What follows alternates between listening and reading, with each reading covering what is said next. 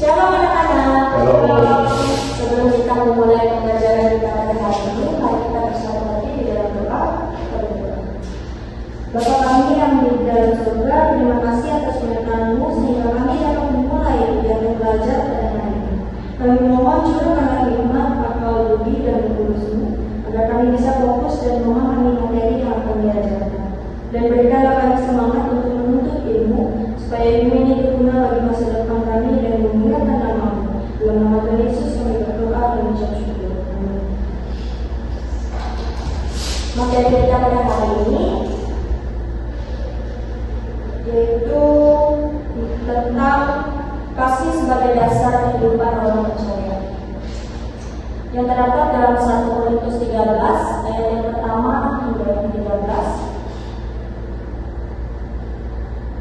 Identitas pembelajaran kita, mata pelajaran ini pendidikan agama Kristen kelas 8, alokasi waktunya 15 menit. Materi pokoknya kasih dari 1 Korintus 13 ayat yang pertama hingga yang 13.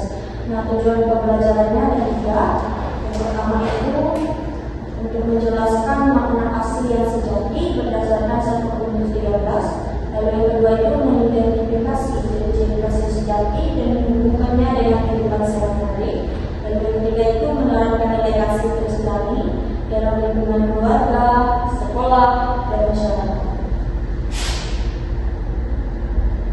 Nah, siapa di antara kalian yang pernah merasakan ditolong oleh seseorang yang tidak kalian kenal, dan bagaimana perasaan kalian pada saat itu? Senang, gugup.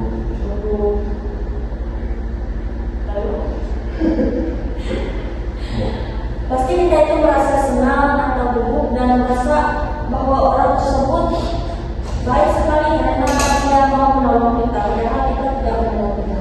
Nah,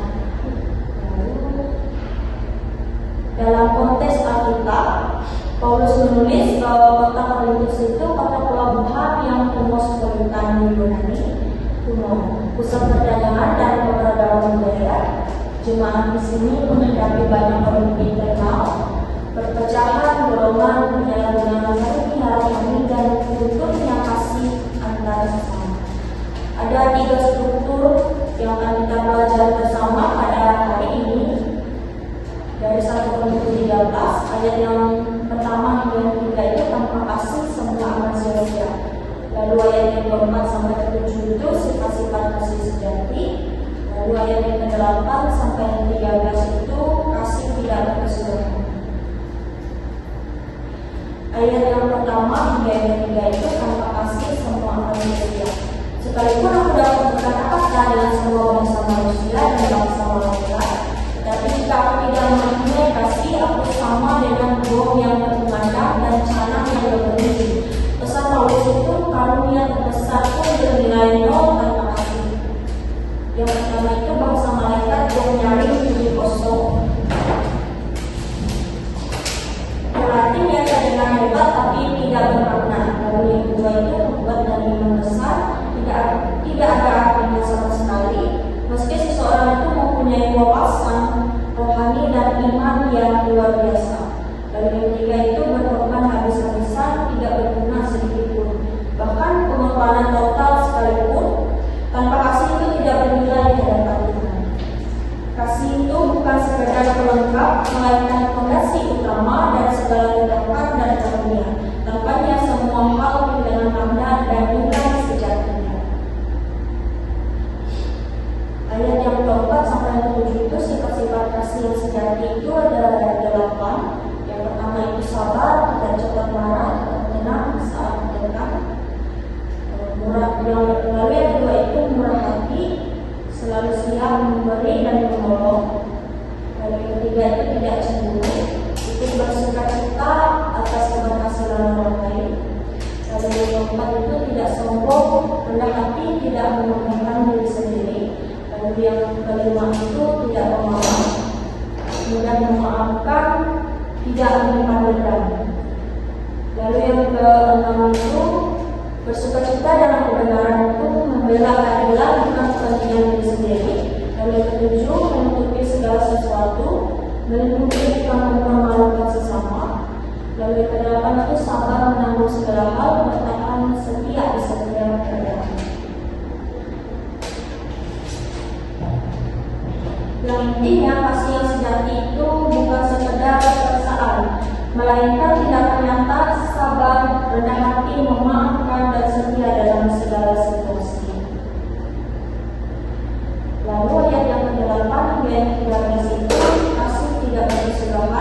Dalam 1 Korintus 13 ayat 8 menyatakan bahwa kasih itu tidak berkesudahan, buat akan berakhir, bahasa roh akan berhenti, pengetahuan akan lenyap.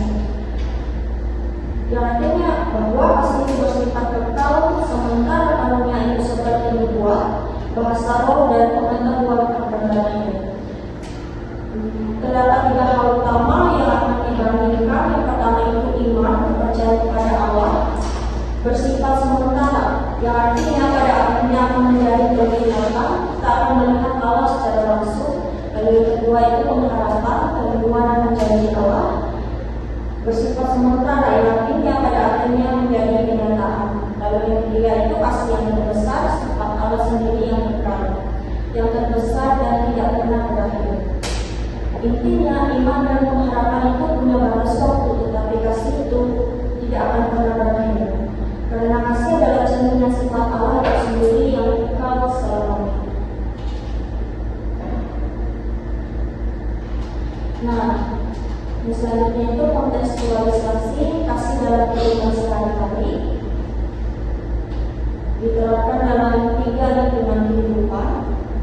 Yang pertama itu di rumah, menghormati dan menanti orang tua, peduli dan menolong adik atau kakak, menjaga suasana damai dalam keluarga. Lalu yang kedua itu di sekolah, memaafkan teman yang menyakiti, menolong teman yang kesulitan belajar, tidak ikut dengan teman yang berbeda. Lalu di masyarakat itu bersifat baik kepada tetangga yang berbeda agama, menolong orang yang membutuhkan tanpa pamrih, dan menjadi pembawa damai di dunia. Yang intinya kasih bukan hanya sekedar teori, tapi harus diwujudkan mulai dari rumah, sekolah, dan di masyarakat, tanpa memandang suatu perbedaan. Baik anak-anak, di sini juga akan memberikan pertanyaan diskusi kepada kalian.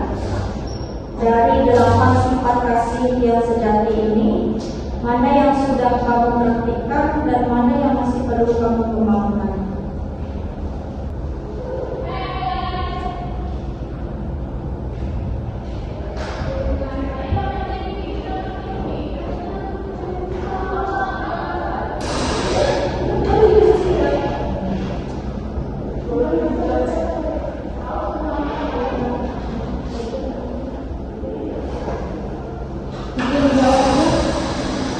Sikap kasih yang sudah saya praktikkan, sabar, saya berusaha tetap tenang saat menghadapi masalah, murah hati, saya suka membantu orang yang membutuhkan, tidak sombong, saya berusaha rendah hati dan tidak merasa lebih dari orang lain, tidak pemarah, saya mencoba mengendalikan emosi dan tidak mudah marah.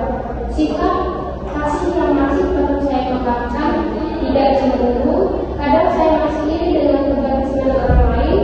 Yang kedua, bersukacita dalam kesabaran, bersukacita dalam kebenaran.